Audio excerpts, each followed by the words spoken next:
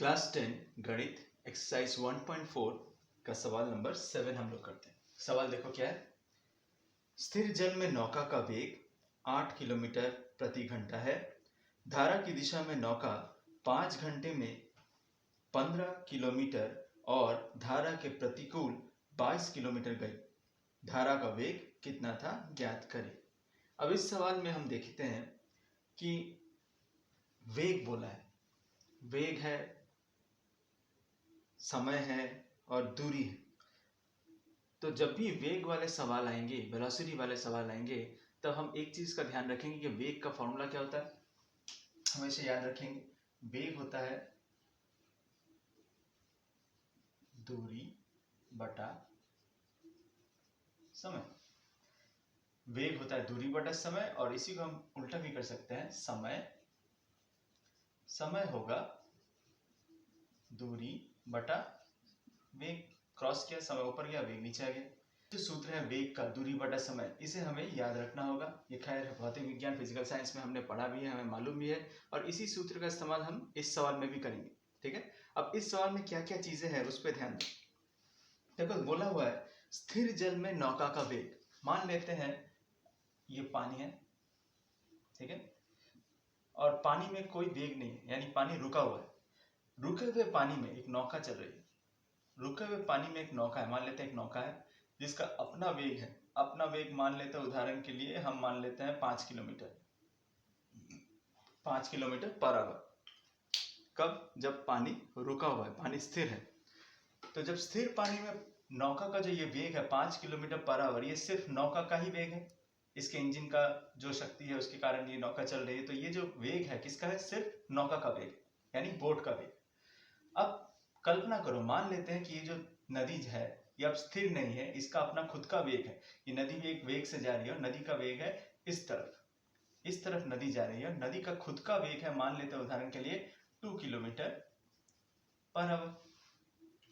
नदी का अपना खुद का वेग है जो इसी दिशा में जा रही है, और नौका जो था वो भी हमारे इसी दिशा में जा रही है। अब थोड़ा सोचो, इस नौका का वेग क्या वो बढ़ जाएगा इस वेग के कारण, या कम जाएगा इस वेग के कारण?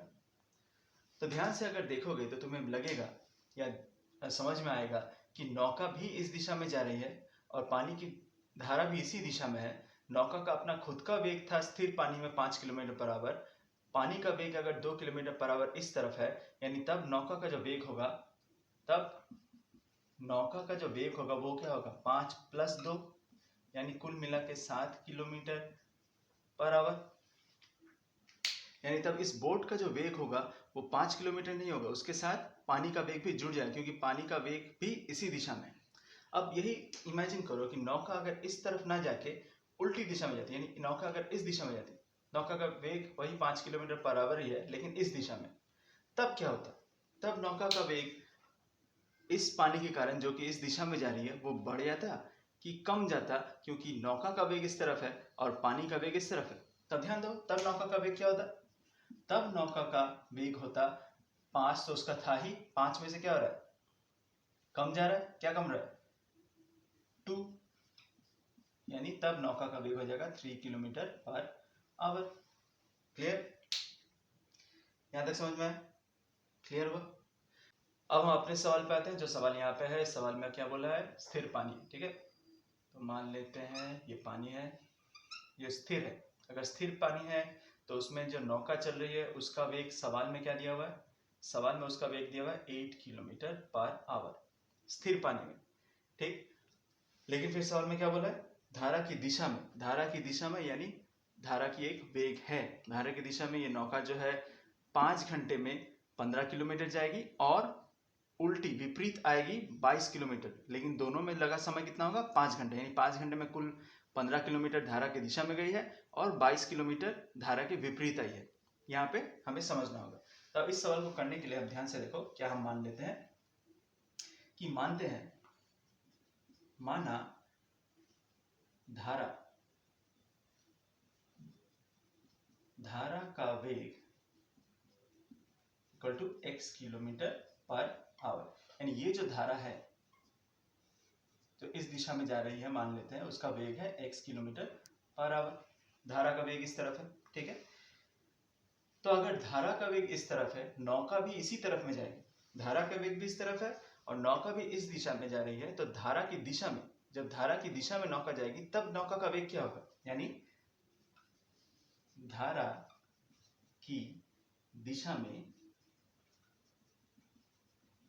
नौका का वेग या नाव का वेग, नौका का वेग धारा की दिशा में, देखो स्थिर पानी में है 8 किलोमीटर पर आवर नौका का वेग, धारा का वेग अगर x किलोमीटर पर आवर है तो नौका भी इसी दिशा में अगर जाए तब क्या होगा, नौका का वेग बढ़ जाएगा क्योंकि उसके साथ धारा का वेग जुड़ जाएगा, यानी तब नौका का वेग क्या होगा, वो होगा 8 plus x kilometre per our. Clear हुआ? ठीक। और अगर धारा के विपरीत यानी नौका इस दिशा में जाए, नौका अगर इस दिशा में जाए तब क्या होगा, धारा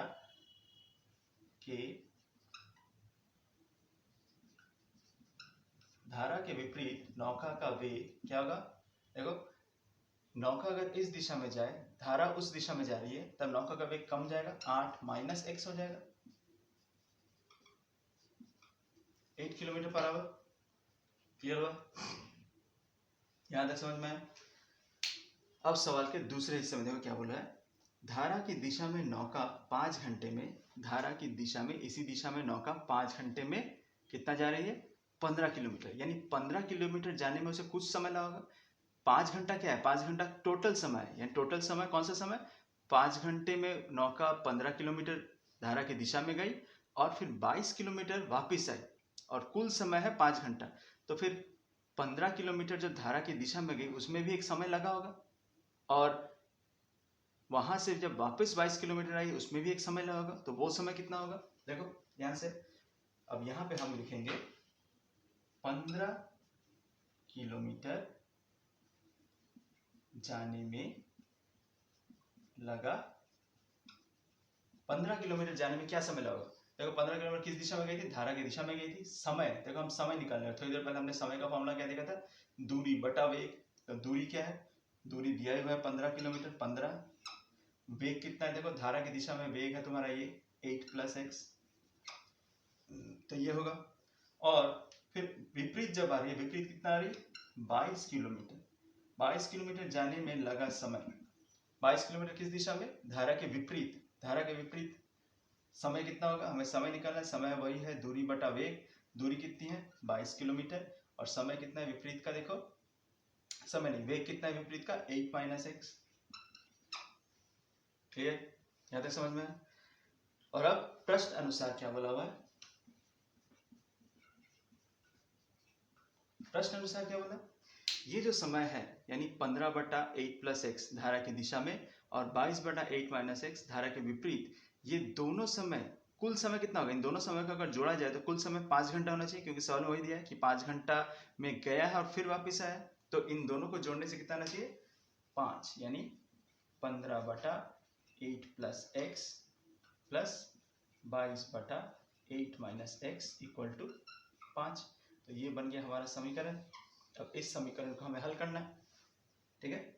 क्लियर? अब इस समीकरण को हम हल करते हैं, मैं इसे मिटा के यहाँ से करता हूँ, ठीक? तो हम इसको हल करेंगे, हल करते समय इसका हम लसा लेंगे, यहाँ लसा लेंगे तो नीचे आएगा 8 plus x into 8 minus x, ये दोनों डिवाइड होगा, कटेगा, बचेगा ये, वो 15 से गुना होगा, 15 इंटू 8 माइनस एक्स, और इस केस में 8 माइनस एक्स, 8 माइनस कटेगा, बचेगा 8 प्लस एक्स, वो 22 से गुना होगा, तो 22 into 8 plus x equal to 5, ठीक है? अब हम जस्ट इंटू कर देंगे, 15 से 8 इंटू करेंगे तो आएगा 120 माइनस 15x, और यहाँ पे जब गुना करेंगे तो आएगा 176 प्लस 22x। और ध्यान दो यहाँ पे तुम्हें a plus B A minus B का फॉर्मूला मिल रहा है, a plus B A minus B जो क्या था a square minus B square, यानी 8 का स्क्वायर माइनस x का स्क्वायर, 8 का स्क्वायर होगा 64 और x का स्क्वायर होगा x स्क्वायर, तो ये हुआ इक्वल टू 5।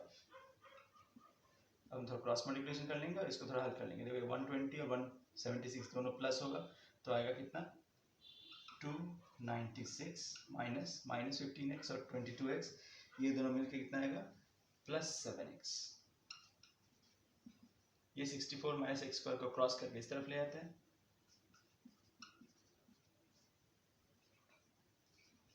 296 प्लस 7x, यहाँ आएगा 5 के साथ जब गुना करेंगे तो 5 20, 320 माइनस 5x स्क्वायर, ठीक है।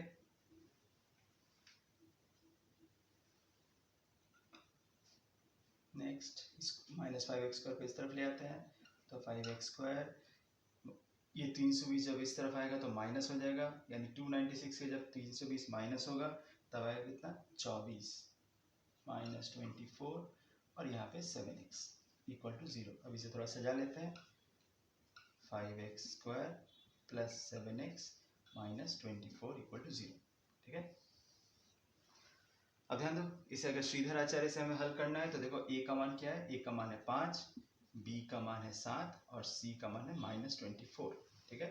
तो x का मान कैसे निकालेंगे, फॉर्मूला के हिसाब से minus b plus minus b square minus 4ac by 2a, तो माइनस b फॉर्मूला में हमारा माइनस b क्या आएगा, यहाँ पे आएगा माइनस 7 प्लस माइनस 7 का स्क्वायर होगा 49 माइनस 4 इंटू ए का मान है 5 और c का मान है माइनस 24, ठीक है, बटा 2 इंटू 5, क्लियर।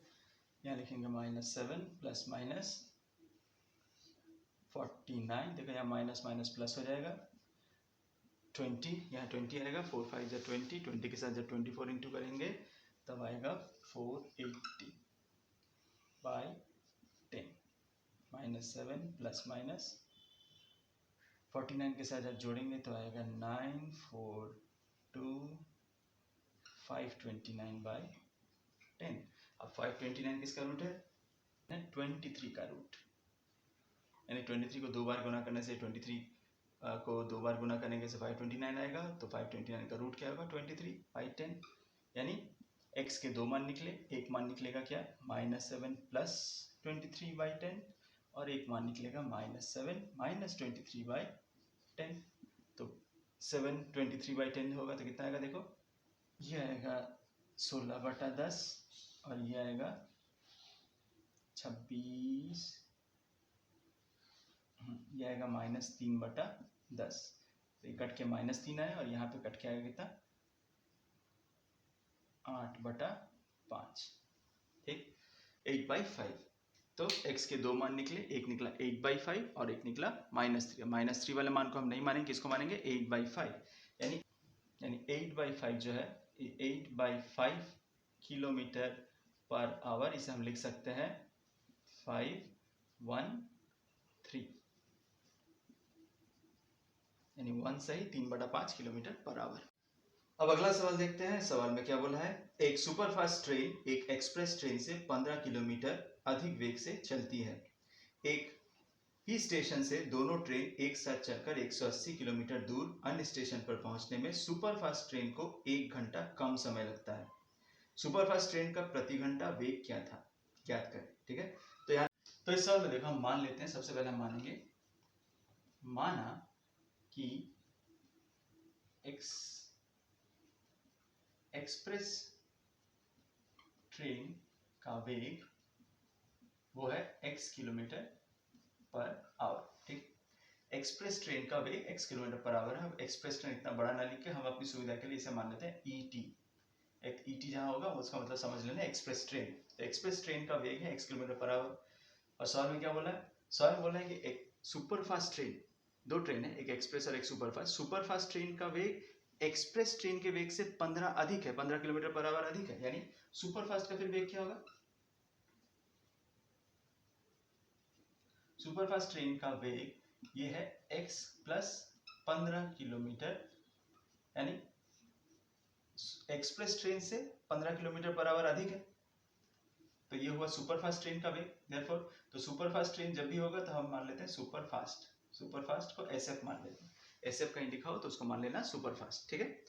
तो प्रश्न अनुसार अभी तक हमने ये जाना कि एक्सप्रेस ट्रेन का वेग अगर x है तो सुपरफास्ट ट्रेन का वेग एक्सप्रेस से 15 किलोमीटर अधिक होगा, ठीक है।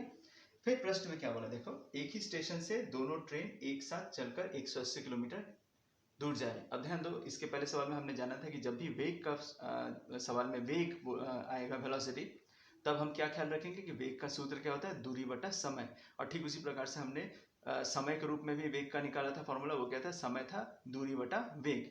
तो यहाँ पे देखो समय के बारे में हमें सोचना है, और दूरी कितना दिया हुआ है सवाल में, देखो 180 किलोमीटर, दोनों ही ट्रेन 180 किलोमीटर जा रहे हैं, तो कौन पहले पहुंचेगा, जाहिर सी बात है सुपर फास्ट पहले पहुंचेगा क्योंकि उसका वेग ज्यादा है। तो सबसे पहले हम एक्सप्रेस ट्रेन के बारे में सोचते हैं।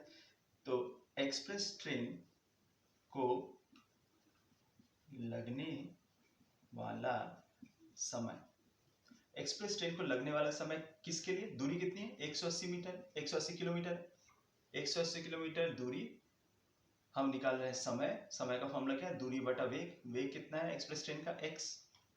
क्लियर। और सुपर फास्ट ट्रेन को लगने वाला समय, दूरी कितनी है 180, दूरी बटा वेग, वेग कितना है x प्लस 15।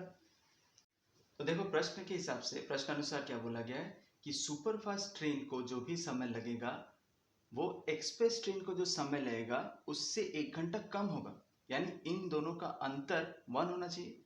ठीक, अब अंतर यानी माइनस करना है। अब माइनस करेंगे, इससे किसको माइनस करें, 180 बाई एक्स प्लस 15 को इससे माइनस करें या 180 बाई एक्स को इससे माइनस करें। तो ध्यान दो, जब हम माइनस करेंगे तो हम बड़े से छोटे को माइनस करेंगे तब आंसर 1 में आएगा, यानी प्लस में आएगा। अगर हम छोटे से बड़े को माइनस करेंगे तब आंसर माइनस में आएगा। तब ध्यान दो, इसमें इन दोनों में बड़ा कौन होगा, जैसे कि हम जान रहे हैं कि एक्सप्रेस ट्रेन को ज्यादा समय लगेगा, सुपर फास्ट ट्रेन को कम समय लगेगा क्योंकि इसका वेग ज्यादा है। तो जाहिर सी बात है ये छोटा होगा, कम समय लगेगा, और इसे ज्यादा समय लगेगा, ये बड़ा होगा। तब हम लिख सकते हैं कि 180 by x minus 180 by x plus 15, यहाँ पे ठीक से कर देता हूँ, 180 by x plus 15 equal to 1, इन दोनों का अंतर 1 होना चाहिए। क्लियर हुआ, समझ में आया। यानी ये जो समीकरण बना, अब इस समीकरण को हमें हल करना है। इस समीकरण को हल करेंगे, अब देखते हैं x का क्या मान आता है। ठीक, अब इस समीकरण को हल करने के लिए हम क्या करेंगे, देखो 180 को कॉमन ले लेते हैं, अंदर रहेगा 1 by x minus 1 by x plus 15 equal to 1। ठीक है, यहाँ करने की कोशिश करता हूँ, 180 जब लासा लेंगे तो आएगा x प्लस 15, यहाँ आएगा x प्लस 15 और यहाँ आएगा माइनस एक्स इक्वल टू 1। 180, ये देखो x कट गया, बचा 15 बटा x प्लस 15 इक्वल टू 1। ठीक है, अब हम क्या करेंगे, क्रॉस कर देते हैं, यहाँ पे आएगा 180 इंटू 15 और वहाँ आएगा एक्स स्क्वायर प्लस 15x। इसे हम लिख सकते हैं x square plus 15x minus 180 into 15 into होके क्या आएगा 100, वो जब उस तरफ जाएगा तो माइनस हो जाएगा, तो 2700 इक्वल टू 0। क्लियर, यहाँ तक समझ में आया। तो देखो हमें एक चर वाला द्विघात समीकरण मिला, यानी अब इसे श्रीधर आचार्य में कन्वर्ट करते हैं। श्रीधर आचार्य कन्वर्ट करने के लिए इस वाले हिस्से को मैं मिटा देता हूँ। तो ये हमारा द्विघात समीकरण है, x square plus 15x minus 2700। अब ये इस हिसाब से a का मान होगा 1, b का मान है प्लस 15 और c का मान है माइनस 2700।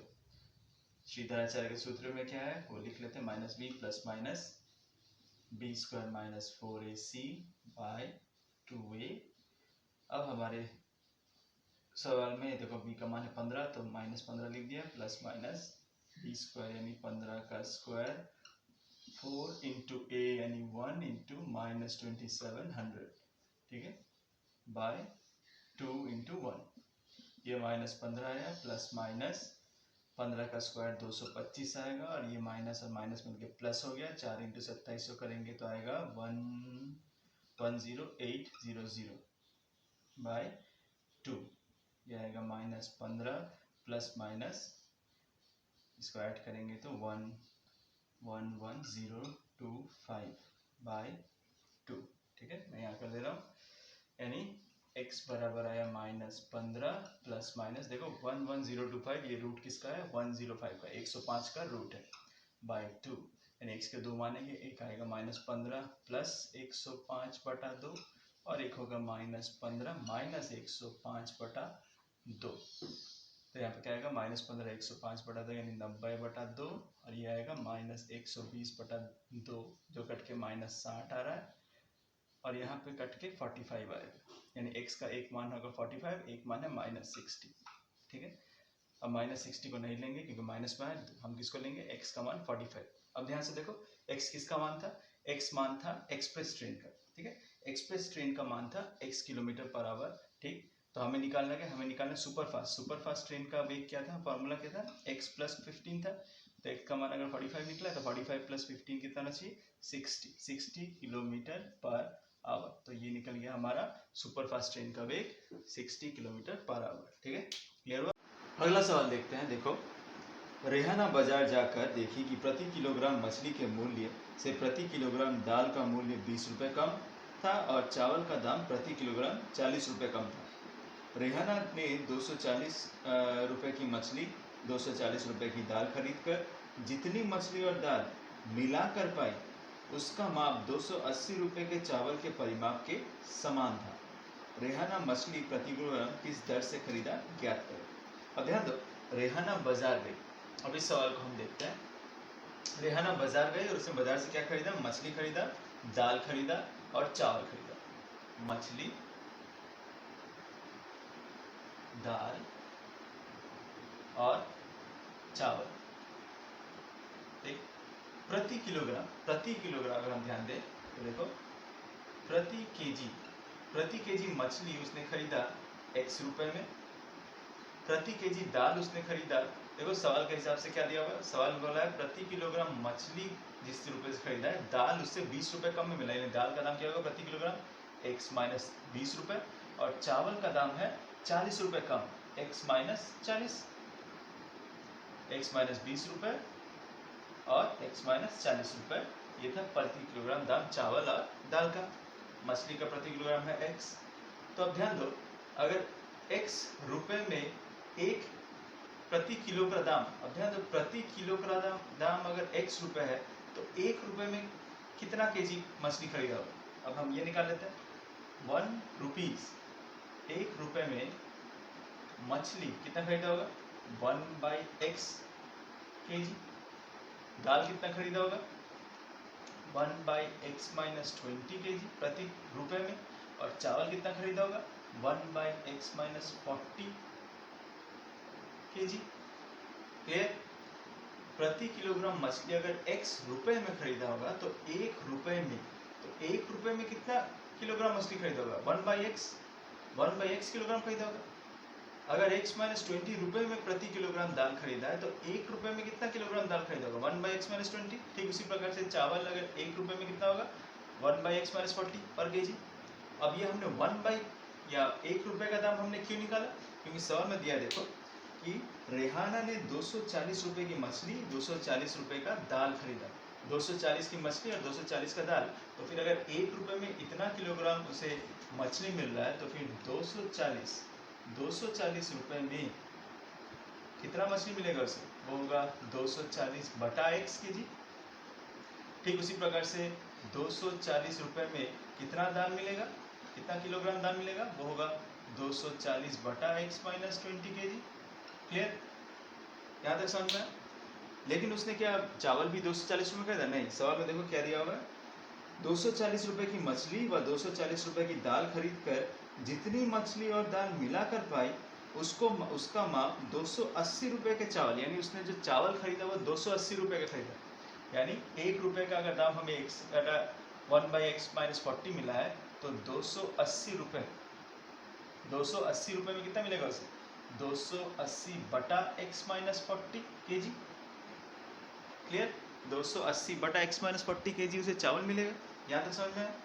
अब प्रश्न अनुसार क्या बोला, ध्यान से देखो, प्रश्नानुसार बोला है कि 240 रुपए की मछली और 240 रुपए का दाल, जितना किलोग्राम उसे मछली और दाल मिला है, इन दोनों को मिलाकर जितना परिमाण होता है, जितना किलोग्राम होता है, वो 280 रुपए में जितना किलोग्राम उसे चावल मिला है वो दोनों बराबर होंगे, यानी इन दोनों का योगफल इसके बराबर होगा, यानी 240/x plus 240/x - 20 equal to 280/x - 40। तो देखो हमें एक समीकरण मिल गया। अब इस समीकरण को हमें हल करना है। क्लियर। अब समीकरण को हल करेंगे कैसे, 240 को कॉमन ले लेते हैं। इधर रहेगा 1/x प्लस 1/x माइनस 20 और इधर है 280/x माइनस 40। हम चाहे तो यहाँ से काट देंगे, यहाँ से देखो 10 कट गया, यहाँ से अब 24 है, यहाँ 28 है, यानी अगर 4 से काटें 4 6 24, 4 7, यानी यहाँ 6 और यहाँ 7 बच गए। इसे दोबारा से लिख लेते हैं 6, यहाँ पे अगर लासा करेंगे तो नीचे आएगा x माइनस 20, यहाँ x माइनस 20 प्लस x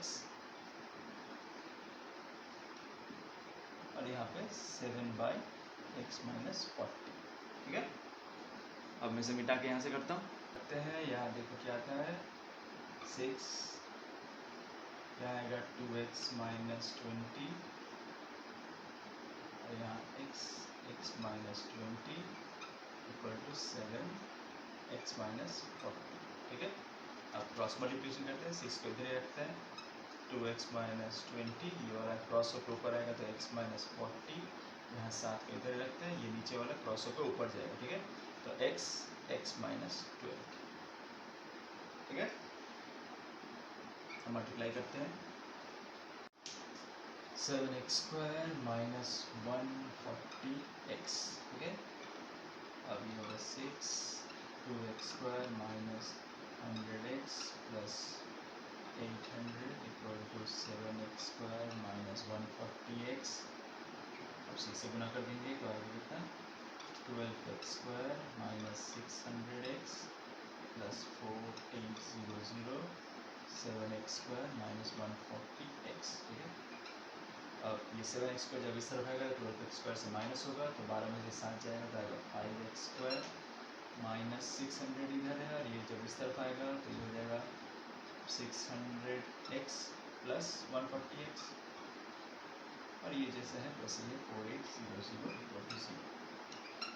यहाँ आएगा 5x स्क्वायर माइनस जब होगा तो आएगा 0, यहाँ आएगा 6 460 प्लस 4800 इक्वल टू 0। कुछ कॉमन है, देखो यहाँ से 5 कॉमन ले सकते हैं हम लोग, 5 कॉमन लेंगे तो अंदर आएगा x स्क्वायर माइनस 5 9 45 92x, और यहाँ आएगा कितना, वैसे ही 5 9 45 360। ठीक है, 5 नॉट इक्वल टू 0, यानी बच क्या जाएगा, बचेगा x square minus 9x minus x square minus 92x plus 960 equal to 0। तो ये बन गया हमारा एक चर वाला द्विघात समीकरण। ठीक है, अब हम इसको हल करते हैं, मैं यहाँ मिटा देता हूँ, यहाँ से करता हूँ। तो ये हमारा द्विघात समीकरण x square minus 92x plus 960 पर 0, तो यहाँ पे a का मान है 1, b का मान है माइनस 92 और c का मान है 960। श्रीधराचार्य के फॉर्मूला में minus B plus minus B square minus 4ac by 2a minus b यानी minus 92 plus minus B square यानी माइनस 92 का स्क्वायर माइनस 4 इंटू 1 इंटू 960।